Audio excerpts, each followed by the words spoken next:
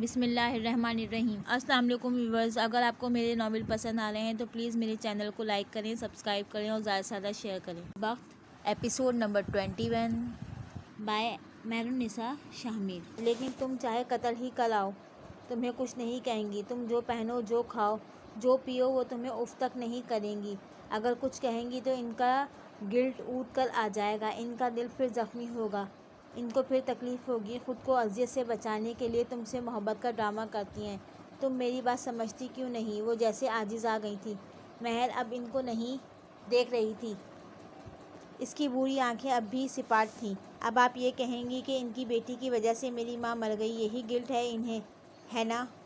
امی تو اسی دن مر گئی تھی جب ابو نے ان کو طلاق دی تھی، اس لیے آپ کی یہ باتیں بیکار ہیں۔ ان کا لہجہ بیزار سا تھا۔ فروہ ٹیبل پہ آگے کو ہوئی تھی، انہوں نے اپنی آواز سرگوشی جتنی دھیمی کر لی تھی۔ اگر میں یہ کہوں تمہارے والدین کی طلاق حسینہ بھابی کی وجہ سے ہوئی تھی تو، اگر میں یہ کہوں ان کو اسی بات کا گلٹ ہے تو، اس کے کانوں میں سور پھونک کر پیچھے ہٹی تھی۔ مہر نے اتنی تیزی سے مڑ کر دیکھا کہ گردن کے چٹکنے کی آواز آئی تھی۔ اس نے فروہ کی آنکھوں میں کوئی جھوٹ، کوئی دھوکہ تلاشنا چاہا، لیکن ان کی آنکھوں میں بس سچ تھا، ثبوت کے ساتھ۔ مہر گنگ سی ان کو دیکھنے لگی۔ اسی کو لگا تھا جیسے آسمان سے پتھروں بھرا تھال اس کے سر پر لڑکا دیا گیا ہو، اس کے دل کو کسی نے مٹھی میں لے کر دبایا تھا۔ تکلیف حد سے سوا تھی، شوق جان لیوا تھا۔ اس نے 2 دن سے صحیح سے کچھ نہ کھایا تھا، نہ بات کی تھی، بس اپنے کمرے میں بیٹھا رہتا یا گھنٹوں کسی غیر مرئی نقطے پر نظریں جمائے رہتا۔ نفیسہ نے اس سے کچھ نہیں کہا تھا، ان کو اندازہ تھا اس وقت ٹراما تھا۔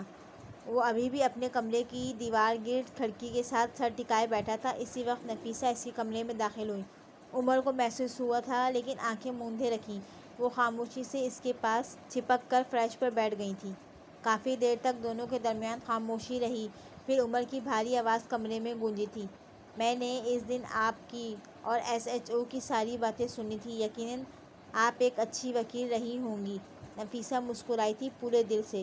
تم نے کبھی مجھے کورٹ میں بولتے نہیں سنا عمر، جب میں بولتی تھی، جب میں دلائل دیتی تھی اور جب وہ بولتے بولتے رک گئی تھیں۔ ان کو عجیب لگا تھا، یہ صورتحال نارمل نہیں تھی۔ آپ کا پورا نام کیا ہے اماں؟ اس نے آنکھیں گونج موند رکھی تھیں۔ نفیسہ حیات۔ کیا ہوا ہے عمر، ایسے سوال کیوں کر رہے ہو؟ آپ کے شوہر کا نام کیا تھا؟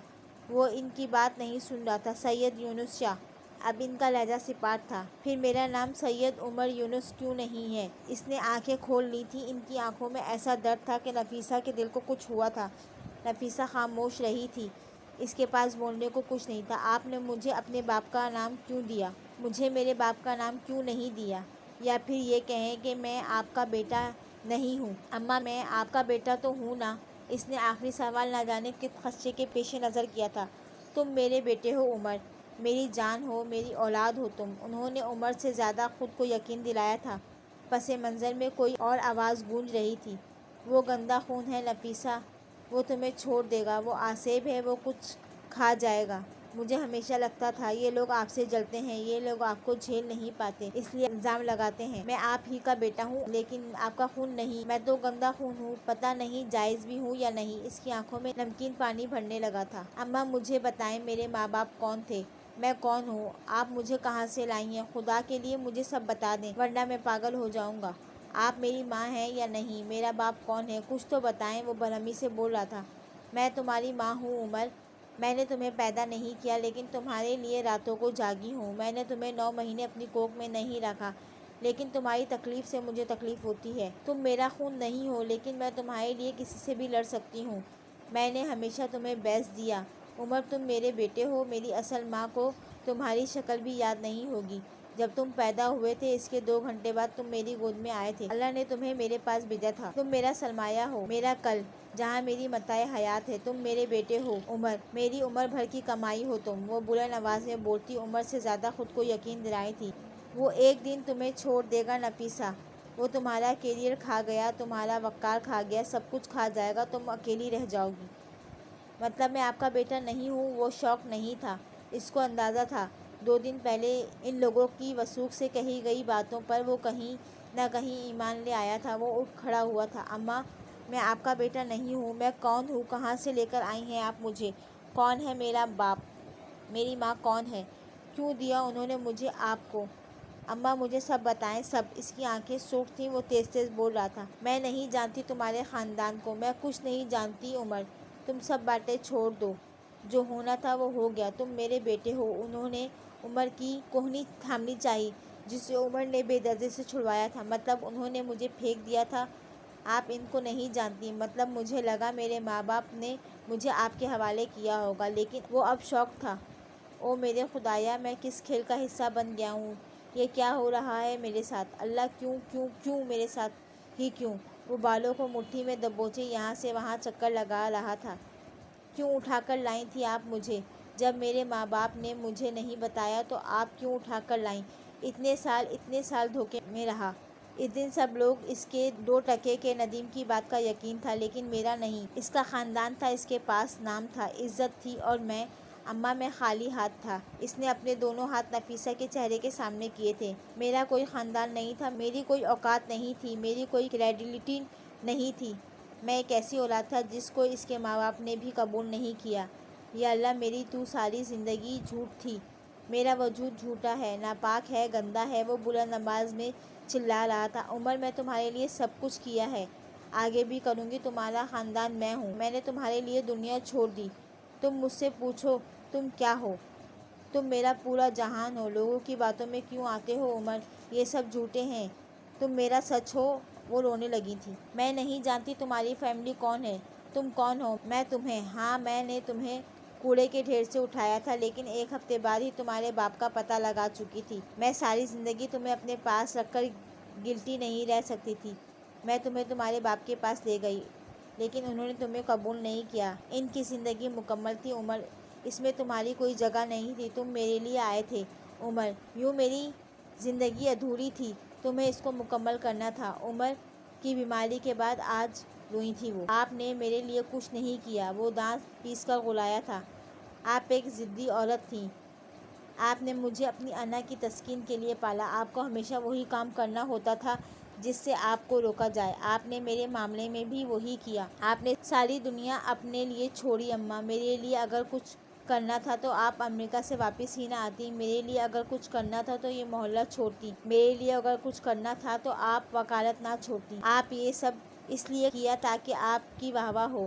آپ نے یہ سب اس لیے کیا تاکہ آپ کی انا کو تسکین ملے، تاکہ مجھے اگر پتہ چلے تو میں خود کو آپ کے احسانوں کے بوجھ تلے دبا ہوا محسوس کروں۔ مجھے اتنے سال دھوکے میں رکھا، اتنے سال میں نے سارے محلوں کی غلیظ نظریں، ذومعنی جملے بازی، سب کچھ اس لیے برداشت کیا کیونکہ مجھے لگتا تھا یہ سب لوگ اس لیے کہتے ہیں کیونکہ یہ آپ کا مقابلہ نہیں کر سکتے، ایک مضبوط عورت کو جھیل نہیں سکتے۔ آپ مضبوط نہیں تھیں، آپ ضدی تھیں۔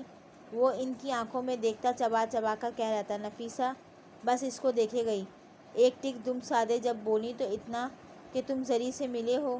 ان کو اپنی آواز کسی کھائی سے آتی محسوس ہوئی۔ عمر نے کوئی جواب نہیں دیا۔ ایک پرانا اور ناراض دوست جس کے پاس آپ کے راز ہوں وہ دشمن سے بھی زیادہ خطرناک ہوتا ہے، آج نفیسہ نے مان لیا تھا۔ خدا تمہیں غارت کرے زری، وہ کربناک لہجے میں بولی تھی۔ نفیسہ حیات نے اپنی زندگی میں پہلی بار کسی کو بد دعا دی تھی۔ عمر سنی انسنی کرتا الماری کی جانب بڑھ گیا۔ نفیسہ نے شاکین نظروں سے اس کو دیکھا تھا۔ وہ اپنے ہینگر میں ٹنگے ایک ایک جوڑے کو نکالتا بیگ میں ڈالتا جا رہا تھا۔ عمر بیگ بھر چکا تھا، لیکن نفیسہ اپنی جگہ سے نہیں ہلی تھی۔ اب وہ باتھ روم سے اپنے کچھ سامان لے کر آیا تھا، ان کو بیگ میں ٹھونس رہا تھا۔ نفیسہ بے حس و حرکت اس کو دیکھے گئی۔ اس کا بیگ تیار تھا، اس نے بیگ کندھے پہ رکھا اور نفیسہ کی طرف دیکھ کر بولا، میں جا رہا ہوں اماں، جو ذلت میں نے اس دن دیکھی ہے اس کے بعد میں ان لوگوں کا سامنا نہیں کر سکتا۔ اب میں تب واپس آؤں گا جب میری کوئی عزت ہوگی، میری بات کریڈیبلٹی ہوگی، میرا کوئی مقام ہوگا۔ میں اپنے خاندان کو ڈھونڈنے جا رہا ہوں، میری واپسی کا انتظار مت کیجیے گا۔ اس کا لہجہ سپاٹ تھا۔ نفیسہ نے ذہن پر زور دیا، اس کو ایسی اذیت کب ہوئی تھی؟ جب ان کا باپ مرا تھا؟ نہیں، ان کا شوہر مر گیا تھا؟ نہیں، جب ان کی پہلی اولاد دنیا میں آنے سے پہلے مر گئی تھی؟ انہیں جب عمر بیمار ہوا؟ نہیں، جب ان کا لائسنس کینسل ہوا؟ نہیں، یہ اذیت سب اذیتوں سے بڑی تھی۔ یہ دکھ تمام دکھوں پر بھاری تھا، یہ غم دیمت ثابت ہونے والا تھا۔ عمر مت جاؤ، وہ روندے ہوئے لہجے میں بولی تھی۔ آنسو ابل ابل کے ان کی آنکھوں سے نکل رہے تھے۔ تم میرا سہارا ہو، میری اولاد ہو، تم میرے بیٹے ہو، میرا مان، میرا واحد رشتہ، مجھے بے سہارا مت کرو، مجھے ہجر کا غم نہ دو، تم میرا سرمایہ ہو، مجھے خالی ہاتھ نہ کرو۔ عمر رک جاؤ، وہ گیلے چہرے کے ساتھ بول رہی تھی۔ आंसुओं की वजह से उमर का चेहरा धुंधलाया सा लगता था। मुझे मत रोकें अम्मा, मैं रुक जाऊंगा। अगर मैं रुक गया तो अजाब बन जाऊंगा। मुझे औलाद रहने दें, मुझे अजाब ना बनने दें। वो बोलकर रुका नहीं, वो कमरे का दरवाज़ा पार कर गया था। नफीसा ने आंखें साफ की थी। मंजर साफ हो गया था। इस मंजर में उमर हयात नहीं था। नफीसा को लगा जैसे उमर इनके दिल पर पैर रखकर गया हो। वो फर्श पर बैठती चली गई। चंद लम्हों बाद धाड़े मार मार कर रोती जाती, एक ही सतर दोहराती जाती, अल्लाह तुम्हें गालत करे ज़री। हारून और हाले जब हसन के कमरे में दाखिल हुए थे, वो मुंह दीवार की जानिब मोड़े बैठा था, ऐसे कि इन दोनों की तरफ पीठ थी। हाले मशकूक सी आगे आई थी। झींगे, क्यों बुलाया है मुझे, और ये मुंह क्यों उस तरफ कर रखा है? कमर पर हाथ रखे आंखों की पुतलियां सकेड़े पूछ रही थी। पहले वादा करो मुझे जज नहीं करोगी।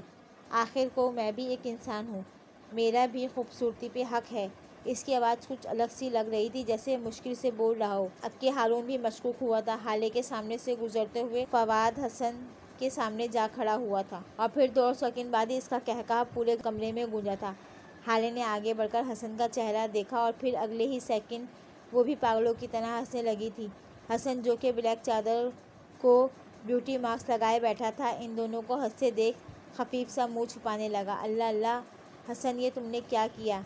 वो पेट पकड़े हंसती जा रही थी। हारून ने हंसते हुए अपना मोबाइल निकाला और हसन की तस्वीरें बनाने लगा। हारून भाई ना करें प्लीज़, वो लहानसा हो गया था। ये क्यों लगाया है तुमने? वो हंसते हंसते बामुश्किल बोली थी।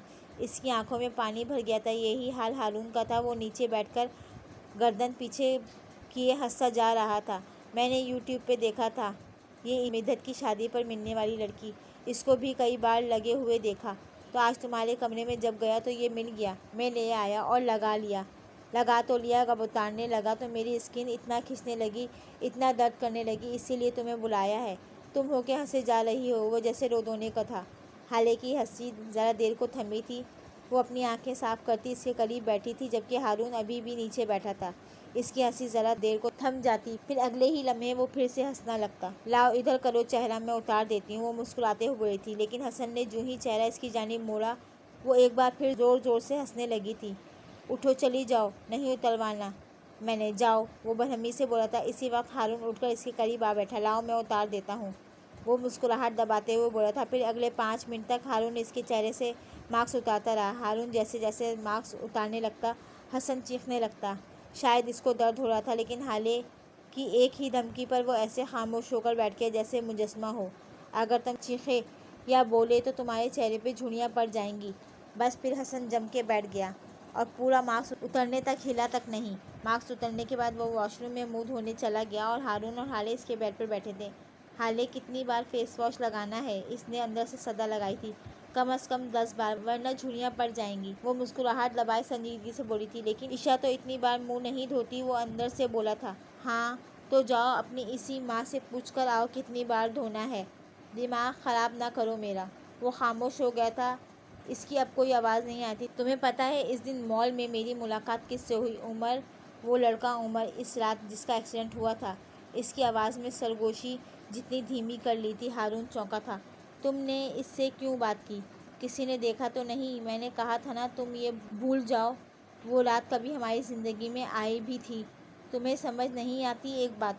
इसी बात से याद आया, तुम्हें पता है, ये बात बच्चों को भी पता है। उन्होंने इसी दिन मुझसे पूछा था और मैंने बता दिया। हाँ मुझे पता है, वो जैसे बेदहानी में बोल गया था। लेकिन तुम्हें कैसे पता? मैंने तो तुम्हें नहीं बताया। हाले हैरान हुई थी। नहीं, मेरा मतलब है, ज़ाहिर है इसको पता लगना ही था। मिद्दत ने इसको बताया था कि तुम इसकी माइयों वाली रात घर पर नहीं थी। इसने बात संभाल ली थी। अच्छा खैर दफ़ा करो, मैं हसन की वीडियो इंस्टा पर लगा रही हूँ, वो चहकती हुई बोली थी। हाले ने इसके मार्क्स उतारने वाली वीडियो इंस्टा पर पोस्ट कर दी थी। वो अपने मोबाइल पर लगी थी, जब भी इसकी नज़र एक वीडियो पर पड़ी। इनकी यूनिवर्सिटी फेलो की किसी की शादी की डांस क्लिप थी। हाले को एकदम शरारत सूझी। ये देखो हारून, मैं भी अपनी शादी पर ऐसा डांस करूँगी, मैं टांगे तोड़ दूँगा। ये वीडियो देखे बगैर बोला था। पहले देख तो लो। वो खफा हुई। नहीं देखनी, और ख़बरदार जो तुमने ऐसी कोई हरकत की, हाले में वापस आकर छोड़ दूँगा नहीं तुम्हें, वो इसको वार्न करते हुए बोला था। हाले एकदम सीधी हो बैठी थी। वापस आकर मतलब? तुम कहाँ जा रहे हो? अल्लाह की ज़मीन बहुत वसी है, कहीं ना कहीं तो चला ही जाऊँगा। 2 दिन बाद जा रहा हूँ, टेंशन ना लो।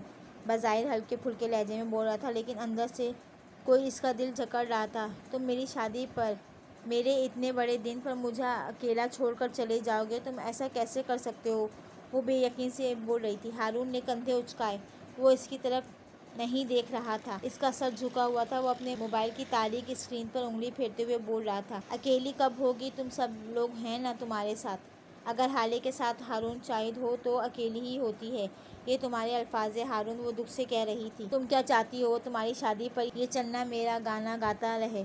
हाले सुल्तान वो फिल्म है, welcome to reality. Hasan bathroom के दरवाजे पर खड़ा तंज से कह रहा था, फिर अंदर गायब हो गया था। अभी 4 दफ़ा और मुंह धोना था। मैं यहाँ नहीं रह सकता हाले, तुम सफ़ीर से शादी कर रही हो। मैं तुम्हारे फैसले का एहतराम करता हूँ। अब अगर मैं यहाँ से जा रहा हूँ तो यही शर्त तुम पर भी लागू होती है। हाले मेरी सिचुएशन समझो। वो इसकी आंखों में देखता नरमी से बोला था। हाले खामोश हो गई। इसका दिल दुखा था, बहुत बुरी तरह दुखा था। ये मुलाकात एक होटल स्वीट में होना तय पाई थी। फरवा ने वही लिबास पहन रखा था जो सुबह महर के साथ इस कैफ़े में बैठे हुए पहन रखा था। अलबत्ता मेकअप को ताज़ा टच ज़रूर दिया था। लिपस्टिक सुबह से ज़्यादा तरोताज़ा थी। फ़हीम मिर्ज़ा और फरवा एक दूसरे के आमने सामने सोफ़ों पर बैठे थे। बीच में शीशे की मेज़ हाइल थी। फ़हीम के सोफ़े से ज़रा दूर इसके गार्ड्स खड़े थे, जबकि एक 28-29 साला लड़का इनके साथ बैठा था। इसकी आंखें फ़हीम से मिलती थीं। वो इनकी बीवी का भांजा था, नूर मिर्ज़ा। इसने फूलों वाली शर्ट के साथ नीली जीन्स पहन रखी थी, गले में कई तरह की चेन, हाथ में ब्रेसलेट। इसकी रंगत सांवली सी थी, लेकिन आंखें सुनहरी शातिर सी। बाल हल्के घुंघराले थे। वो चुभती हुई नज़रों से सामने बैठी फरवा को देख रहा था। वो गैर आरामदा सा लगता था। तो आप ये कह रही हैं मुझे ह्यूमन दिलवा सकती हैं? मैं ये नहीं पूछूंगा क्यों, मैं ये ज़रूर पूछूंगा कैसे। वो 55 या 60 के करीब की उम्र का। मैं आपको क्यों वैसे भी नहीं बताऊंगी, क्योंकि मैं आपसे वादा करती हूँ मैं इसका काम आपकी मदद से कर सकती हूँ। आप ये सुने कि कैसे। वो मुस्कुराते हुए थे। बात दरअसल यह है कि मेरा सुल्तान की बेटी की शादी है 10 दिन बाद। आपने बस ये करना है, इसकी बेटी को एक रात घर नहीं पहुंचने देना, और बाकी का सारा काम मेरा है। मैं कुछ समझा नहीं। इसकी बेटी का ह्यूमन से क्या ताल्लुक? वो अगर घर ना पहुंची तो इसकी शादी कैंसिल हो जाएगी।